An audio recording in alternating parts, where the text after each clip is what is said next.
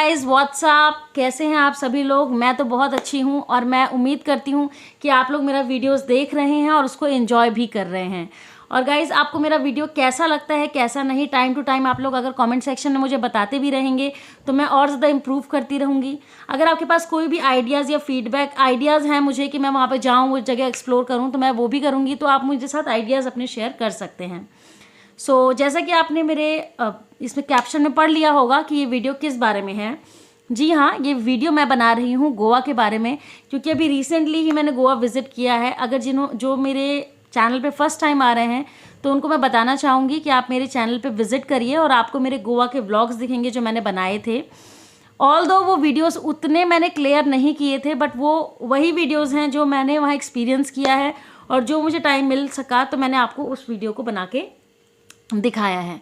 Friends, मैं आपको कुछ इस वीडियो में वो चीज़ें बताने जा रही हूँ जो चीज़ें गोवा ट्रैवलर के लिए बहुत इम्पॉर्टेंट है। अगर आप गोवा ट्रैवल करने जा रहे हैं ड्यूरिंग न्यू ईयर में, अगर आप ट्रैवल करते हैं न्यू ईयर और अपना ये क्रिसमस से लेकर न्यू ईयर के बीच का अगर ट्रैवल करते हैं तो वहाँ का ट्रैवल का एक्सपीरियंस कैसा रहेगा, आपको क्या क्या चीज़ फॉलो करनी है, आपको टिकट्स कैसे बुक करनी है, आपको होटल बुकिंग में क्या प्रोसेस फॉलो करना है और कब आपको क्या चीज़ें फॉलो करनी है, इस वीडियो में आपको सब कुछ बताऊंगी। अगर आपको सारी डिटेल्स जाननी है और गोवा आप फर्स्ट टाइम जा रहे हैं तो इस वीडियो को बिल्कुल भी स्किप मत करिएगा और इस वीडियो को आगे तक आप पूरा देखिएगा। मैं आप लोगों को पहले अपना डे 1 से बताती हूँ। तो एक्चुअली मेरा 25 दिसंबर को फ्लाइट था यहाँ से दिल्ली टू गोवा का। तो पहली बात मैं आपको फ़्लाइट के बारे में बता देना चाहती हूँ कि अगर आप प्लान कर रहे हैं कि आपको क्रिसमस के दौरान जाना है, न्यू ईयर सेलिब्रेट करने जाना है गोवा, कीप इन माइंड कि ये आपके लिए काफ़ी एक्सपेंसिव पड़ने वाला है। क्योंकि अगर आप ऑफ सीज़न में जाते हैं तो उसकी बात अलग रहती है, बट न्यू ईयर जो होता है, न्यू ईयर गोवा का बहुत ही ज़्यादा फेमस है, बहुत ही ज़्यादा लोग एक्सप्लोर करने जाते हैं गोवा ड्यूरिंग न्यू ईयर और क्रिसमस। तो मैं आप लोगों को ये बताना चाहती हूँ कि हमेशा अपने बजट के लिए आप लोग सोच समझ के डिसीजन लीजिएगा। तो पहले हम स्टार्ट करते हैं फ़्लाइट से। तो अगर आपको फ़्लाइट बुक करनी है अपनी और अगर आप फ़्लाइट से जाना चाहते हैं तो आप ऑनलाइन बुकिंग कर सकते हैं। बहुत सारी बुकिंग की वेबसाइट्स आपको मिल जाएंगी। इसके अलावा आप गूगल पे डालेंगे तो आप प्राइस भी चेक कर सकते हैं। स्काई स्कैनर पे जाएंगे तो वहाँ पे आप प्राइस का देख सकते हैं कितना प्राइस फ्लक्चुएट हो रहा है, क्योंकि हर एक दिन, क्योंकि मैंने देखा है ट्राई करके, हर एक दिन फ़्लाइट के जो चार्जेस होते हैं वो फ्लक्चुएट होते हैं। तो आप लोगों को अगर आप फ़्लाइट बुक करते हैं तो आप लोग उस समय समझदारी से बुक करिएगा। और समझदारी सिर्फ इसी में है कि आप 3 महीने पहले, एग्जैक्ट 3 महीने पहले अपनी फ़्लाइट को बुक कर लीजिएगा। आपको करना कुछ नहीं है, आप गूगल पे जाइए, Delhi to Goa flight search करिए और आपको जो फ़्लाइट आपके बजट के अकॉर्डिंग लगती है उसको आप बुक कर लीजिए। और फ़्लाइट बुक कर लिए तो आपकी आधी टेंशन ख़त्म। क्योंकि मैं बताना चाहती हूँ कि अगर आप लास्ट मोमेंट पे फ़्लाइट बुक करते हैं तो वो बहुत ज़्यादा एक्सपेंसिव पड़ने वाला है, बहुत ही ज़्यादा एक्सपेंसिव पड़ने वाला है। मीन्स आप ये लगा लीजिए कि डबल रेट आपको देना पड़ेगा। मेक श्योर कि आप अपनी फ़्लाइट हो या ट्रेन हो, आप दोनों अगर आप कोई भी चूज़ करते हैं फ़्लाइट या ट्रेन में से, तो दोनों को आपको एडवांस बुकिंग करके चलना है। ट्रेन को आप 2 या ढाई महीने पहले बुकिंग होती है, आप ट्रेन में बुक कर सकते हैं। आजकल तो 24 घंटे 25 घंटे के अंदर आप ट्रेन से भी गोवा पहुंच सकते हैं। तो ऐसा नहीं है, जो लोग नहीं अफोर्ड कर सकते या जो लोग फ़्लाइट से जाना प्रेफर नहीं करते वो ट्रेन से भी जा सकते हैं। तो ट्रेन से भी अब अगर आप बुक करते हैं तो आपको अच्छा खासा 24-25 घंटे पहुँच जाएंगे। तो वो भी बहुत बड़ी डील नहीं है गोवा पहुँचने के लिए। तो मैं यही आपको रिकमेंड करूँगी कि अपनी फ़्लाइट्स जो है या अपनी ट्रेन जो है वो एडवांस बुक करके रख लीजिए। सेकेंड चीज़ आते हैं हम होटल के ऊपर। तो मैं बता देना चाहती हूँ कि न्यू ईयर के दौरान होटल्स का रेट गोवा में बहुत ज़्यादा एक्सपेंसिव रहता है। मतलब आप सोच भी नहीं सकते हैं, उससे ज़्यादा एक्सपेंसिव गोवा के होटल्स का रेट रहता है। जब भी आप बुक करते हैं तो समझदारी के साथ देखिए। वैसे तो बात अगर हम की जाए कि हॉस्टल्स की, वहाँ पे हॉस्टल्स भी हैं, वहाँ होटल्स भी हैं, आपको एयरबीएनबी भी अवेलेबल है और आप मतलब काफ़ी वो है आपके लिए कि आप कोई भी ऑप्शन चूज़ कर सकते हैं। बट यही है कि सब चीज़ों में आपको अपना बजट जो है वो थोड़ा हाई लेके चलना पड़ेगा, क्योंकि न्यू ईयर के दौरान ये सब चीज़ें बहुत महंगी होती हैं। सो होटल अपना आप एडवांस में booking.com से या फिर आप booking.com पे या फिर ट्रिवागो पे कहीं पे भी आप सर्च करेंगे तो आपको होटल्स मिल जाएगा।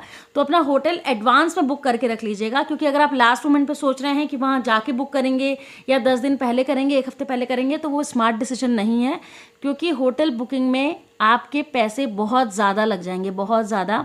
क्योंकि आप ये लगा लीजिए जो होटल 2000 रुपीज़ का है वो आपको सीज़न में 10,000 तक का भी मिल सकता है। इसमें कोई हैरानी की बात नहीं है। सो बी प्रिपेयर और अपना माइंड एकदम क्लियर रखिएगा। मैं जिस होटल में रुकी थी मैं उस होटल के आपको डिटेल्स नीचे डिस्क्रिप्शन में दे दूंगी, अगर आप चाहें तो आप उन होटल्स को भी बुक कर सकते हैं। सो नेक्स्ट आते हैं हम होटल बुकिंग के बाद ट्रांसपोर्ट के ऊपर। गोवा में सबसे बड़ी चीज़ है ट्रांसपोर्ट जनरली लोग वहाँ प्रेफर करते हैं स्कूटी। अगर मान लीजिए आपको स्कूटी नहीं चलाने आता है या आपकी फैमिली बड़ी है तो आपको कैब बुक करनी पड़ेगी। तो कैब के लिए वहाँ पे ये भी सुविधा है कि आप कैब अपना ले लीजिए रेंट पे और आप उसको पे कर दीजिए अमाउंट, और उसको आप यूज़ कर सकते हैं जितने दिन चाहें उतने दिन। सो इस तरीके का प्रोसीजर है। बट मैं आपको ये भी बता देती हूँ कि न्यू ईयर के दौरान बाइक स्कूटी का रेट भी बहुत ज़्यादा बढ़ जाता है। जहाँ पे आपको ऑफ सीज़न में स्कूटी 400-300 की मिलती है पर डे के हिसाब से, वहीं पे आपको न्यू ईयर के दौरान वो आपको 1000, 1200, 1500 चार्ज कर हैं, क्योंकि अब कोविड सीज़न ख़त्म हो गया है। तो अब धीरे करके प्राइस जो है वो बढ़ेंगे ही, घटते नहीं हैं। और उन लोगों को भी पता है कि भाई ये इस समय तो भाई लोग आएंगे ही आएंगे, तो इसलिए रेट भी वो लोग खूब एक्स्ट्रा चार्ज करते हैं। बट आप कम से कम, जैसे हमें मिली थी 800 में, तो 800 भी बहुत ज़्यादा अमाउंट है, बट आपको पे करना पड़ सकता है। तो इसलिए मैं आपको पहले से बता रही हूँ कि आप जब स्कूटी या बाइक या गाड़ी का प्लान करेंगे तो अपने अकॉर्डिंग स्मार्टली डिसीजन लीजिएगा। और अगर आप लोग अकेले जा रहे हैं और अगर आप पब्लिक ट्रांसपोर्ट यूज़ करना चाहते हैं वो एक अलग बात है। बट अगर आप फैमिली के साथ या कपल जा रहे हैं तो ऑब्वियसली गाड़ी की और स्कूटी की ज़रूरत पड़ेगी, तो उसके लिए भी आप लोग प्रिपेयर रहिएगा।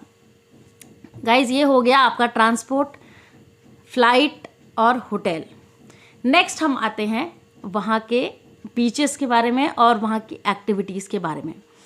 तो मैं आपको बताना चाहती हूँ कि देखिए बीचेस वहाँ पे जो सबसे ज़्यादा फेमस है वो है नॉर्थ गोवा में फेमस है कैलनगूट, बागा बीच, सिंक्वेरियम, कैंडलिम, ये सब बहुत ज़्यादा फेमस है।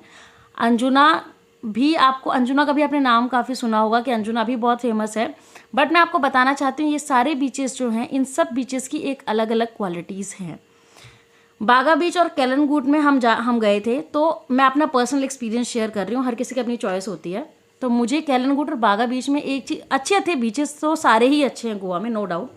बट कैलनगूट और बागा बीच में आपको बहुत ज़्यादा रश मिलेगा। तो जब आप कैलनगूट या बागा बीच जाते हैं तो वहाँ पे आप ये उम्मीद मत करिएगा न्यू ईयर के दौरान खास करके कि आपको खाली स्पेस मिलेगा। वहाँ बहुत रश रहता है, बहुत ज़्यादा रश रहता है।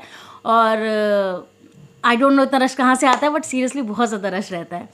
और दूसरा है मैंने कैंडलिव और कैलनगूट का बागा बीच और कैलनगूट का आपको बता दिया, दोनों की सेम सिचुएशन रहती है, रश रहता है वहाँ पे, लोग ऑब्वियसली सब इंजॉय करने आते हैं। तो अगर जो इंसान इतनी भीड़ भाड़ का आदी नहीं होता, जैसे कि मुझे नहीं पसंद है, तो शायद उसके लिए प्रॉब्लमेटिक हो सकता है। But although Goa is a nice place, तो आपको हर जगह ही मज़ा तो आएगा ही आएगा। फिर बात करते हैं कैंडलिम बीच की। जो कैंडलिम बीच है वो मुझे अभी तक का जितने भी बीचेस मैंने वहाँ एंजॉय किए, नॉर्थ गोवा में खास करके, मुझे कैंडलिम बेस्ट लगा है।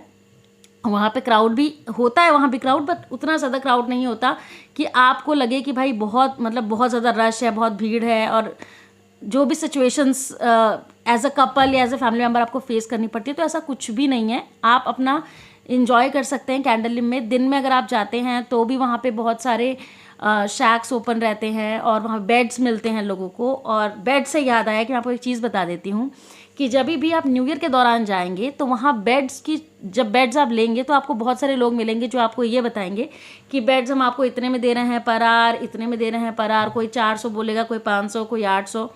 सो मैं आपको यही बताना चाहूँगी कि जब भी आप कैंडलिम बीच में एंटर करते हैं तो एंटर करते ही तुरंत आपको जो फर्स्ट बंदा मिल जाए उससे आप बेड बुक करने के बजाय आप आगे जाइए, थोड़ा सा और आगे बढ़िए, और जहाँ पे आपको थोड़ा सा स्पेस दिख रहा है, जहाँ पे लग रहा है भीड़ कम है, आप वहाँ जाके पता करेंगे तो डैम श्योर आपको वहाँ पे बहुत ही रेट का फ़र्क मिलेगा, जो हमने खुद भी एक्सपीरियंस किया है। एक जगह पे हमें 500 रुपीज़ पर आवर का चार्ज कर रहे थे फॉर 1 बेड। फिर हमने वहाँ से स्किप किया प्लान कि भाई इतनी एक्सपेंसिव जगह पे 1 घंटे के लिए बैठना कोई भी फेयर या स्मार्ट डिसीजन नहीं है। तो हम लोग चले गए थोड़ा सा आगे, और हम थोड़ा सा आगे गए तो वहीं पे हमें 100 रुपीज़ का 1 बेड मिल रहा था। Can you believe? तो ये प्राइस का बहुत ज़्यादा फ्लक्चुएशन है वहाँ पे, बहुत ज़्यादा कन्फ्यूजन है वहाँ पे, और आपको स्मार्ट होके स्कैम में बिना फंसे डिसीजन लेना होगा, क्योंकि हर कोई पैसा अर्न करने के चक्कर में रहता है और आप एज अ ट्रैवलर अवॉइड कर देते हैं इस चीज़ों को। बट मैं आपको बताने के लिए यहाँ पे हूँ कि आपको क्या करना है। तो आप जब भी जाइए तो वहाँ पे आप थोड़ा सा घूमिए, एक्सप्लोर करिए, आगे जाके 2-3 जगहों पे पता करिए, तब जाके कोई बेड चूज़ करिए अगर आप दिन में जाते हैं। इवनिंग का प्लान अगर आपका है, आप इवनिंग में जा रहे हैं कैंडलिम बीच पे, क्योंकि हम कैंडलिम बीच पे गए थे शैक्स पे। वैसे तो सारे बीचेस पे शैक्स अवेलेबल होते हैं जहाँ पे आप नाइट लाइफ एंजॉय कर सकते हैं, म्यूज़िक एंजॉय कर सकते हैं, डांस कर सकते हैं, बट हम लोग कैंडलिम प्रेफर करते थे, हम वहीं जाते थे। तो वहाँ पे अगर आप नाइट लाइफ एंजॉय करने जाएंगे तो नो डाउट बहुत ही अच्छी जगह है, बहुत ही मज़ा आएगा, आपको म्यूज़िक मिलेगा। अभी तो फ़िलहाल जब आप न्यू ईयर में गए थे हम, तो वहाँ पे 12 o'clock से 1 o'clock तक म्यूज़िक चलता था, बट जहाँ तक अब जो गाइडलाइंस आई हैं उसके अकॉर्डिंग अब 10 बजे तक ही अवेलेबल है म्यूज़िक उसके बाद बंद हो जाएगा। उसके बाद आप चाहें तो बीचेस पे बैठ सकते हैं, कहीं भी घूम सकते हैं, बट म्यूज़िक बंद हो जाएगा। तो म्यूज़िक के बिना आपको पता ही है कैसी हो जाती है पार्टीज़ और माहौल। तो आप उसी अकॉर्डिंग प्लान करके जल्दी निकलिएगा, और जल्दी अगर आपको आना है तो आप आ सकते हैं। बाकी तो म्यूज़िक का जो टाइमिंग है वो उनका चेंज हो जाता है न्यू ईयर के दौरान, तो आप उसी अकॉर्डिंग प्लान कर सकते हैं। तो ये हो गया कैंडलिम बीच के नाइट लाइफ, बहुत ही सुंदर है। मैं आपको उसकी वीडियोस आपके साथ शेयर करूंगी, और अगर आप चाहें तो आप मेरे चैनल पे देख सकते हैं। मैंने अपने चैनल पे शेयर की हैं बहुत सारी वीडियोस की, कैसे कहाँ कहाँ हम गए, कितना एंजॉय किया। इसके बाद नेक्स्ट आ जाते हैं अंजुना के ऊपर। अंजुना जो है, अंजुना बीच तो बहुत ही फेमस है, बट वहाँ पर ज़्यादातर फेमस है वहाँ के कैफ़ेज़ एंड बार्स, जिनके बारे में हर एक जगह हर एक सेकंड वीडियो आपको मिलती है, जहाँ पे लोग बताते हैं ईवा कैफ़े के बारे में, लोग बताते हैं पर्पल मार्टिनी के बारे में, थलासा हो गया, थलासा पड़ता है मोरजिम में, सियोलिम में, और थलासा हो गया, या फिर ऑलिव बार एंड किचन हो गया। बहुत सारे बार्स हैं, किचन है। तो अगर आप न्यू ईयर में जाते हैं गाइस, तो कृपा करके आप लोग एडवांस बुकिंग कर लीजिएगा। और हाँ, एडवांस बुकिंग करने के बाद भी ये कोई कंफर्मेशन नहीं है कि आपकी सीट्स अवेलेबल रहेंगी। अगर आप चाहते हैं आपकी सीट्स अवेलेबल रहें तो आपको टाइम से पहुंचना पड़ेगा। जैसे आपने 3 o'clock की अपनी सीट्स बुक की हैं, तो आपको 3 o'clock का टाइमिंग मिल जाएगा। मैं अपना एक्सपीरियंस बता देती हूँ कि कैफ़ेज़ वगैरह नो डाउट बहुत ही सुंदर हैं, बहुत ही अच्छे हैं, बट अगर मैं ईवा कैफ़े की बात करूँ तो मुझे बहुत ही छोटा स्पेस लगा। तो अगर आप वहाँ टेबल बुक करते भी हैं तो आई डोंट नो कि वो पर्सनल स्पेस, मतलब पर्सनल आपको ऐसा फील कैसे होगा, क्योंकि आपके अगल बगल इतने सारे लोग बैठे होंगे। क्योंकि न्यू ईयर में इतना रश होता है कि आप उन कैफ़ेज़ बार को उतना इंजॉय नहीं कर पाएंगे जितना आप चाहते हैं कि हाँ हम लोग फ़ोटोज़ खिंचवाएँ, एक अच्छा व्यू आए, ऐसा नहीं हो पाएगा। सो अगर आपको कैफ़ेज़ सिर्फ अंजुना बीच का या फिर उस तरफ का आपको कैफ़ेज़ एंजॉय करने हैं, तो मैं आपको रिकमेंड करूँगी कि आप ऑफ सीज़न में जाइए। ऑफ सीज़न में जाइए, सुंदर सुंदर फ़ोटोज़ खिंचवाइए। चाहे आपको थलासा जाना है, चाहे आपको कहीं भी थलासा हो, या चाहे हो पर्पल मार्टिनी, चाहे हो ऑलिव बार या तितली, बहुत सारे बार्स एंड रेस्टोरेंट्स हैं। अगर आप चाहेंगे तो मैं उसकी भी आपको एक अलग से वीडियोस बना के पूरा डिटेल में समझा दूंगी। बट मैं आपको यही कहना चाहूँगी कि जब भी आप बुकिंग करते हैं तो आप लोग सोच समझ के बुकिंग करिएगा।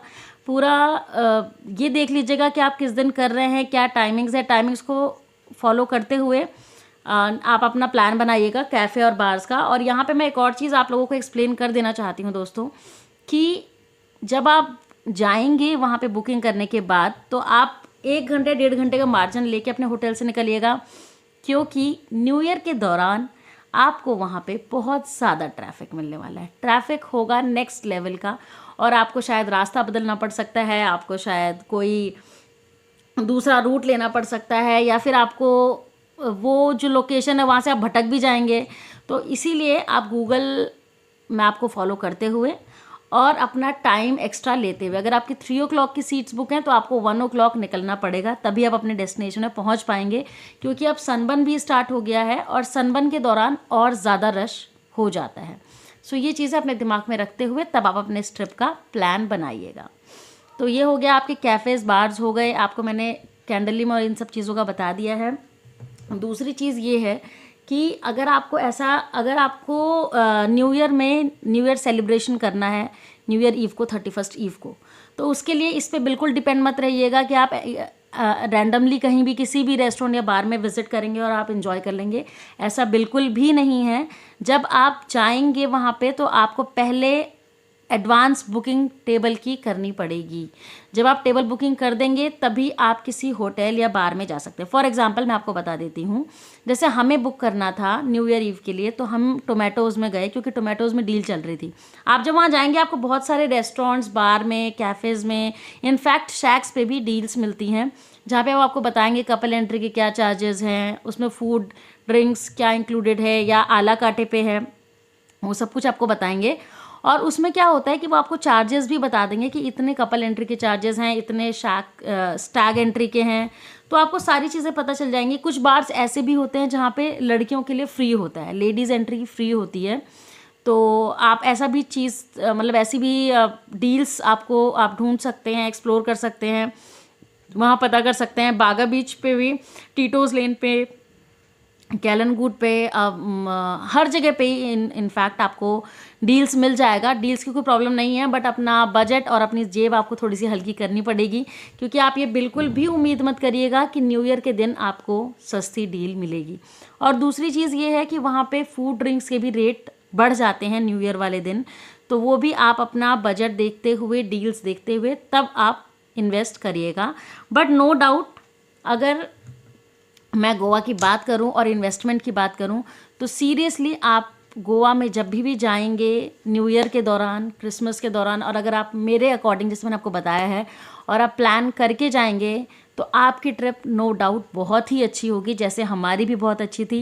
क्योंकि हम लोग लास्ट ईयर भी 2021 में भी न्यू ईयर के दौरान ही वहाँ गए थे, तो हम लोगों ने कैफ़ेज़ भी इंजॉय किए, हम लोगों ने सब कुछ एक्सप्लोर किया। इस बार भी गए, इस बार हमने न्यू ईयर वहाँ इंजॉय किया। लास्ट टाइम हम न्यू ईयर से पहले आ गए थे, बट हमने न्यू ईयर इस साल भी इंजॉय किया। तो बहुत ही ब्यूटीफुल जगह है गोवा, बहुत ही ब्यूटीफुल बीचेज़ हैं, बीचेज़ से लेके कैफ़ेज़, वहाँ के लोग, वहाँ के ड्राइवर्स, सब कुछ वहाँ पे बहुत अच्छा है। बट वही है, आपको प्लानिंग के साथ, टाइमिंग के साथ और पंक्चुअलिटी फॉलो करते हुए वहाँ चलना होगा। क्योंकि जब आप वहाँ जा रहे हैं, गोवा जा रहे हैं, तो आप कोई भी चीज़ अपने हिसाब से लेट करके अगर आप जाएंगे तो आपको बहुत सारी प्रॉब्लम्स फेस करनी पड़ सकती है। तो कोई भी अपना टाइम या अपनी पार्टी मूड स्पॉइल नहीं करना चाहेगा, सो प्लीज़ टाइम को फॉलो करते हुए चलिएगा।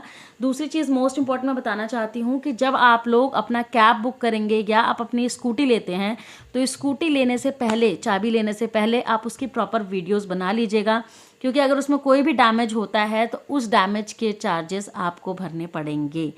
तो ये मेक श्योर कर लीजिएगा कि जब आप ले रहे हैं उसको, तो ये मेक श्योर कर लीजिएगा कि जब आप कोई भी व्हीकल किसी भी बंदे से ले रहे हैं या कहीं भी रेंटल से आप इसको रेंट करते हैं, बाइक या स्कूटी या कार, तो उसकी आप प्रॉपर एक वीडियो बना के अपने पास रख लीजिएगा, जिससे कि आपको पता चल जाए कि क्या इसमें ख़राबी है, क्या नहीं है। दूसरी चीज़ है, आप खुद भी चेक कर लीजिएगा कि गाड़ी की, बाइक की टायर्स वगैरह सब कुछ सही है या नहीं है। तीसरी चीज़ है कि आप जब भी गाड़ी लें या बाइक लें तो वही लें जिसमें black and yellow number plate है। वो बाइक से कार मत लीजिएगा जो किसी की पर्सनल है, बिकॉज क्या होता है, कई लोग ऐसे स्कैम में आपको फंसा देते हैं और फिर आपको चालान भरना पड़ सकता है। सो मेक श्योर आप ये चीज़ें फॉलो करें। बाकी गोवा का ट्रिप एंजॉय करने के लिए आपको गोवा तो पहले जाना पड़ेगा, तभी आप एंजॉय कर पाएंगे। सो आप जा सकते हैं गोवा, और सीरियसली बहुत अच्छी जगह है, मैंने भी बहुत एंजॉय किया है। और बाकी की बातें आपके साथ मैं शेयर करती रहूँगी, चाहे किसी भी होटल का या रेस्टोरेंट का रिव्यू हो, या फिर मेरा फूड रेसिपीज़ हो, या फूड के बारे में कुछ हो, या फिर anything else related to food, travel, recipe. मैं आपके साथ सारी चीज़ें शेयर करती रहूँगी। और आप लोगों को भी अगर आपका कोई भी फीडबैक हो तो आप मेरे साथ कमेंट सेक्शन में शेयर कर सकते हैं। आपको मेरी वीडियोस अगर अच्छी लगती हैं तो उसे लाइक, शेयर एंड सब्सक्राइब भी कर सकते हैं, क्योंकि आपके वीडियोस देखने से और आपके कमेंट से मैं अपने आप को और अपने चैनल को और इम्प्रूव कर पाऊँगी। So thanks for watching my videos, keep watching, bye bye.